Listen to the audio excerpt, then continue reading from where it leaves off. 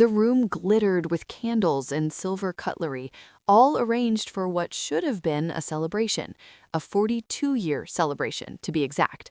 Laughter ran through the restaurant like champagne being poured, but none of it touched me as I stood beside the table holding a small, wrapped gift.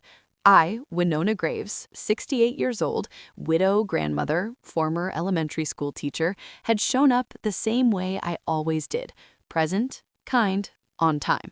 But that night, kindness met a wall I never expected. My granddaughter Lucy looked up at me with innocence sharpened into something cruel, something borrowed from another voice.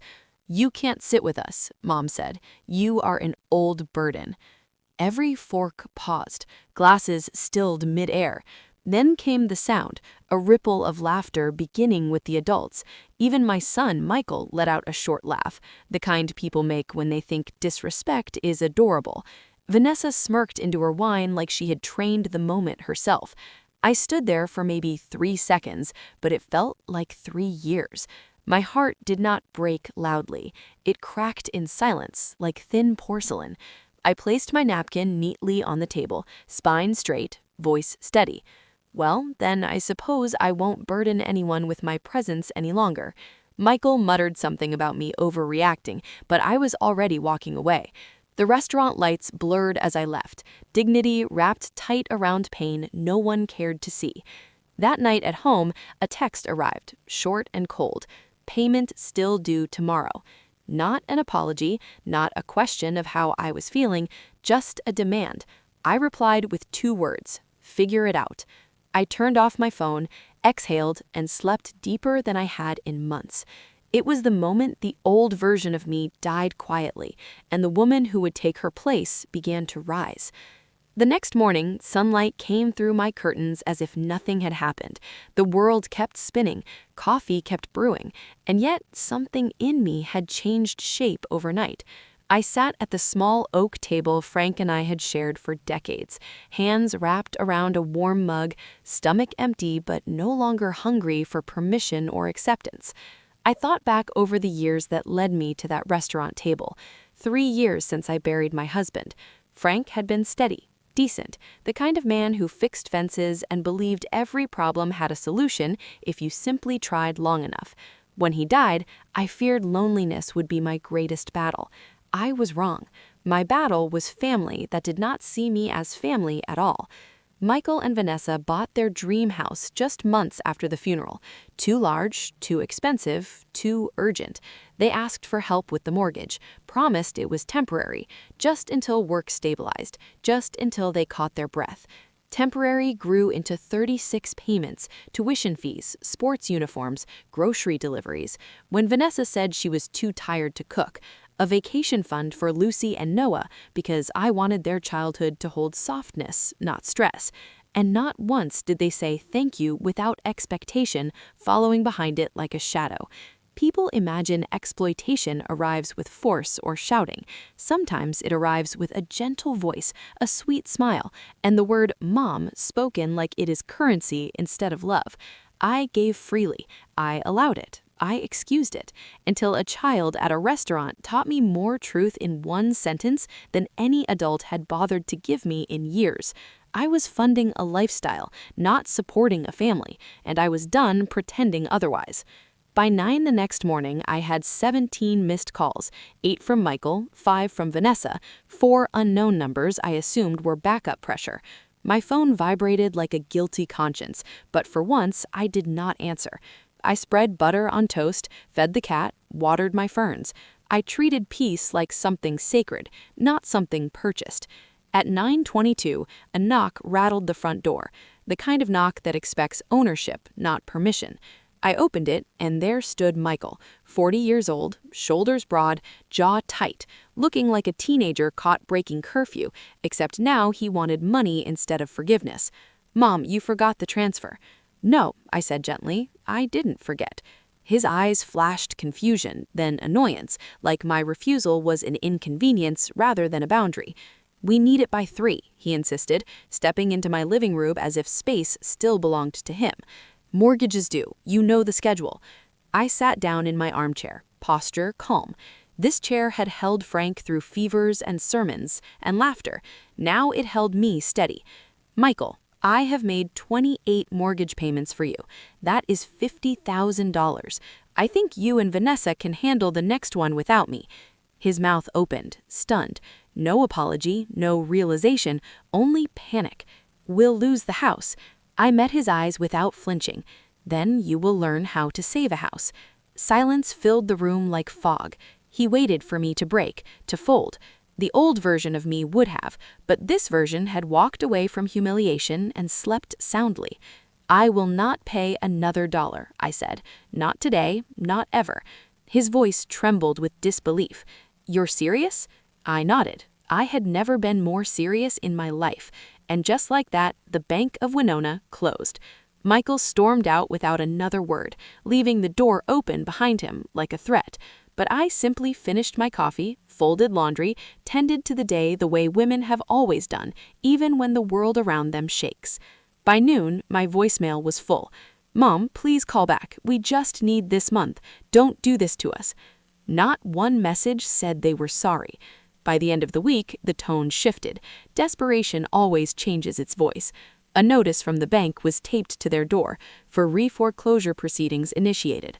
I knew the numbers. Without my monthly transfer, they were 800 short. Not thousands, just 800.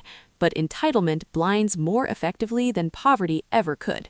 Vanessa appeared on my porch next. Her mascara streamed like she hoped scent could soften memory. Winona, please think of the children. Oh, I had thought of them. I had thought of their futures, their lessons, what they were being taught at home. That disrespect had no consequence as long as money flowed behind it. I invited her inside, served her tea, listened to every plea, every excuse, every deflection. Victimhood rolled off her tongue like she had practiced. We never meant for Lucy to say that. Things got out of hand. Your family. Family helps.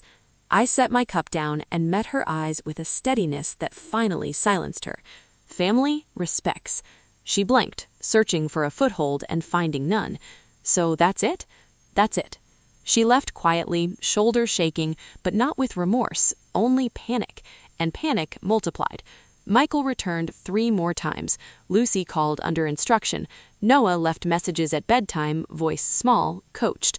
Everything was collapsing exactly the way truth does when support beams are made of manipulation instead of love. And still, I held the line, because boundaries don't destroy families, they reveal them. The breaking point came on a gray Thursday morning, the kind of weather where clouds hang low, like they are listening. My neighbor called it sunrise. Winona, there's a moving truck in front of your son's house. I stood at the window and watched from across the street. Furniture, mattresses, boxes labeled kitchen and toys were carried out one by one. Michael directed like a foreman. Vanessa paced with her phone pressed to her ear. 2 children sat on the front step, clutching backpacks too small for the weight inside them. I waited for the knock I knew was coming. At 10:14, it arrived. Michael, voice bright with forced optimism, said, Mom, we are moving to Arizona. New start, new work. The market is better there. I nodded slowly. And the kids? Silence first, then the lie wrapped in logic. It would be best if Lucy and Noah stayed with you, just until we settle, just until school term ends, just until responsibility was inconvenient. You already told them, didn't you? I asked. He looked away. That was answer enough. Lucy stared at my house across the street, eyes wet, hope flickering. Noah sat stiffly, jaw tight, like he already knew this was abandonment disguised as practicality. No, I said finally, I will not take custody so you can escape the consequences you created. Vanessa arrived minutes later, mascara already smeared, pleading with breath that came in broken pieces. We don't have room. We don't have jobs. You can't let them go with us.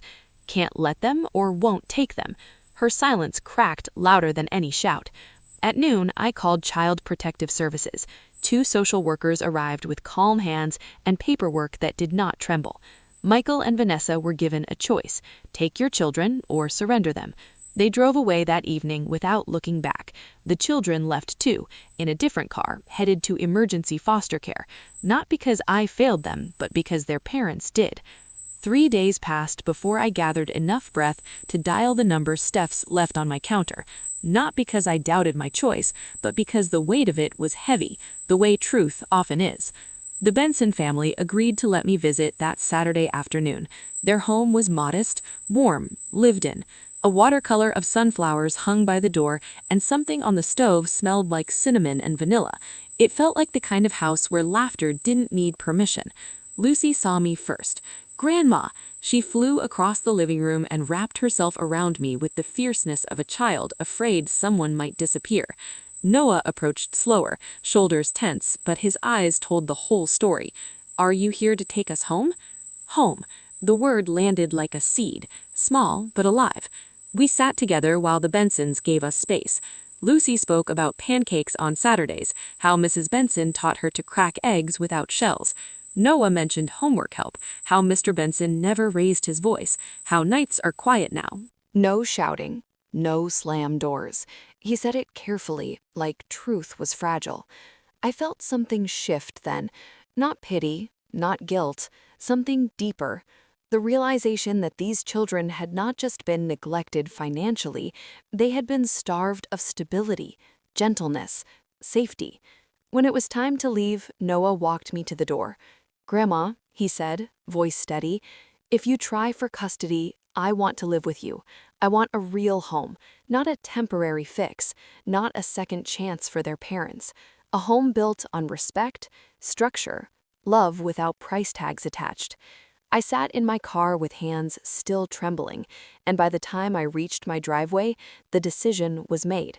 Not out of obligation, out of love, that finally had clarity. The courthouse smelled faintly of paper and lemon polish. I arrived early, folder pressed to my chest, the same way I used to hold lesson plans. Inside it were letters from doctors confirming my health, bank statements showing stability, photos of the children smiling in my backyard during weekend visits, evidence not of wealth, but of safety. Michael and Vanessa did not attend. They were already in custody on charges tied to stolen equipment across state lines. Their absence did not soften anything. It only made the truth clearer. My attorney, Grace Holloway, stood beside me like steel disguised as silk. When the judge asked why I sought custody, I answered without rehearsed decoration. Because children deserve a home where they are wanted, not managed, because love cannot grow where respect is missing. Lucy and Noah were brought into the room, both dressed neatly, hands clasped. Lucy looked nervous, eyes darting to me like I was a lifeline. Noah appeared older than his 13 years, jaw set with quiet conviction. The judge asked whether they wished to speak. Noah nodded. "Your Honor," he said, voice steady, "I love my parents, but I don't feel safe with them. They fight. They leave us out. They think money is more important than people. But with Grandma Winona, we have rules. We have dinner. We sleep without worrying. I just want that to continue." Lucy stepped closer to the microphone. "She listens to us. She doesn't yell. I want to live where I feel good inside." The courtroom stilled. Grace submitted reports from social workers, character statements from neighbors, a home inspection checklist with every box marked suitable. It felt less like a battle and more like truth quietly opening its hands. When the gavel finally struck wood, the ruling was clear. Full custody to Winona Graves. Not temporary, permanent. I exhaled for the first time in months. The first night they moved in, the house felt different. Not louder, not chaotic, just full, like air after rain. Noah chose the spare room with the window facing the maple tree.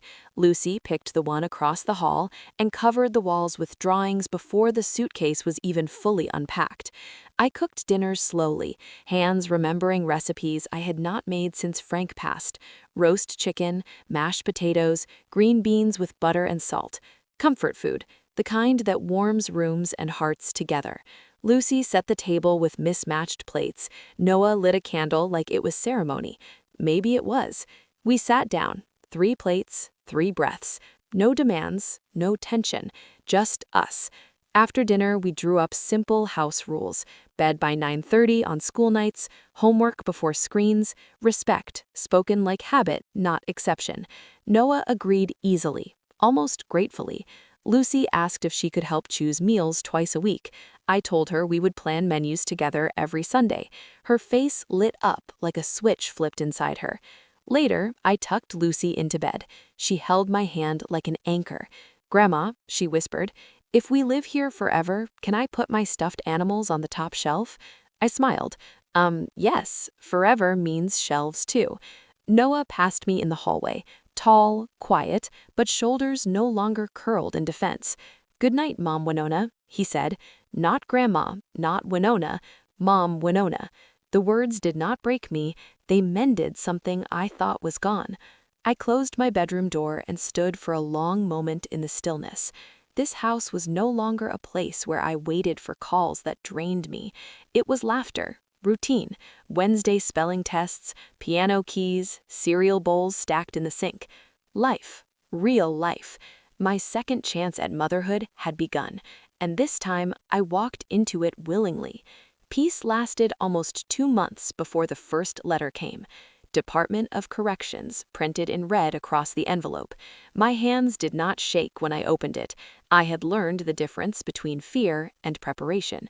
Inside was Michael's handwriting, recognizable, slanted, familiar in the way storms are familiar after you have survived enough of them. "Winona, you turned your back on us. You ruined our lives. A real mother would have stood by her son." Not one sentence asked if the children were well. Not one line acknowledged the damage he caused. He wrote as if loyalty was something owed, not earned. I placed the letter in a drawer without ceremony. Vanessa's letter arrived a week later, softer, sweeter, coated in apology like packaged candy. She spoke of forgiveness as if it were a door I had locked. She wrote that we could be a family again if I would stop poisoning the children against them. She asked for faith. She did not ask for responsibility. That one went into the drawer too. Grace Holloway read every word with clinical calm. When she finished, she looked at me the way surgeons do before operating. "When they are released, they will come back," she said. "Not for love, for access. We need to protect your home, your accounts, your peace, for your sake and for the children." So, we filed limits. No unsupervised visitation, no sudden re-entry into our lives, no contact without court approval. It was not revenge, it was a fence placed around the garden I was finally learning to grow in peace. That night, Noah found me on the porch swing. He leaned his head on my shoulder without asking. "We're okay now," he said quietly. "We finally are." I closed my eyes and breathed in the truth of it. We were. We really were. It happened on a Tuesday morning just past spring, the kind of morning where the world seems honest. Birds loud, windows open, pancakes on the stove. Noah was packing a school bag. Lucy hummed while tying her shoes. Life had texture again. Then the doorbell rang. A man stood on the porch in a dark suit, badge clipped to his belt, expression firm but not unfriendly. He introduced himself as Agent Hollander from the Federal Crimes Division. I invited him in, offered coffee because hospitality is habit, even when your pulse shifts pace. He set a folder on my table, thick, heavy. "Mrs. Graves, we need to talk about your son." He opened the file. Page after page of documents slid across the table, like truth no longer willing to be quiet. Not just stolen equipment, not just fencing machinery, not just one bad decision made in a moment of desperation. A network, organized, structured, 5 years deep. Bank accounts in other states, cryptocurrency wallets, offshore transfers under shell corporations. And then he turned a page that held my breath hostage. My name, my signature, my social security number. Forged, copied, used. "Your son committed identity theft against you, Mrs. Graves. We believe he used your clean financial record to legitimize illegal transactions." I sat very still, not shocked, not broken, just painfully awake. "How much?" I asked. Agent Hollander exhaled. "We estimate $1.6 million in hidden assets connected to transactions done under your identity." For a moment, every sound in the house went quiet. Then Lucy giggled from the hallway. Noah called, "Mom Winona, we're going to miss the bus." Normal life threaded through revelation like light through blinds. Agent Hollander folded his hands. You are legally entitled to restitution, all of it if you choose. $1.6 million, money built on pain and stolen futures, a fortune or responsibility. It depended entirely on what I did next. I did not answer immediately. No one should answer quickly when handed a number that large. I asked Hollander for time, and he agreed, leaving his card on the table beside the salt shaker. Once the door shut, I sat alone for a long while, sunlight moving slowly across the hardwood like an hour hand.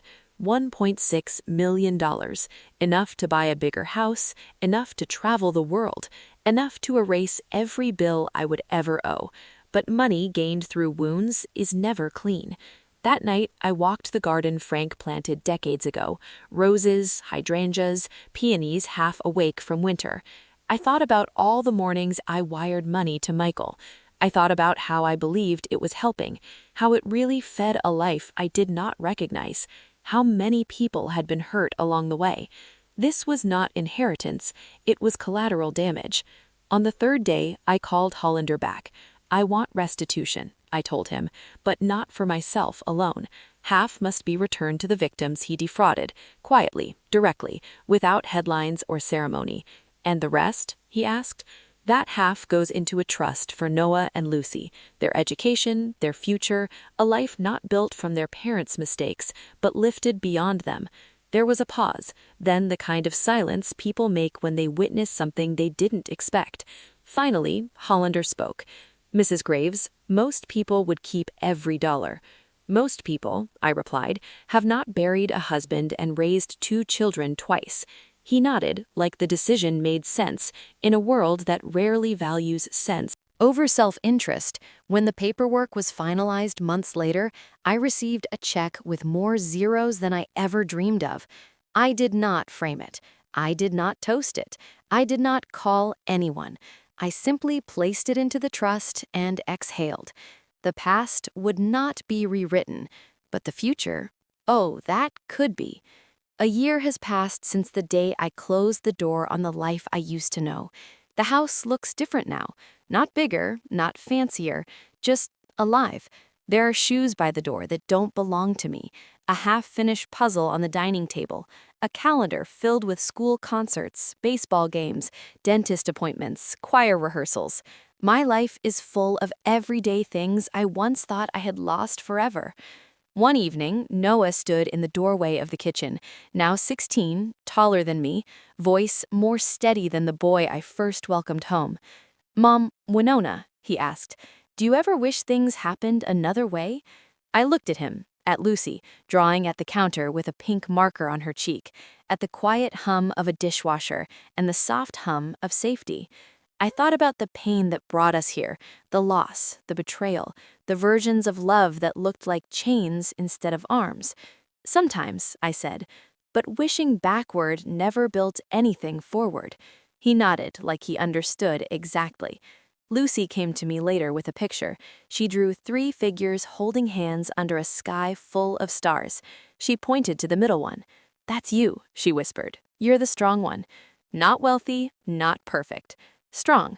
I hung the drawing on the fridge and realized something simple but enormous. My revenge was never about destroying anyone.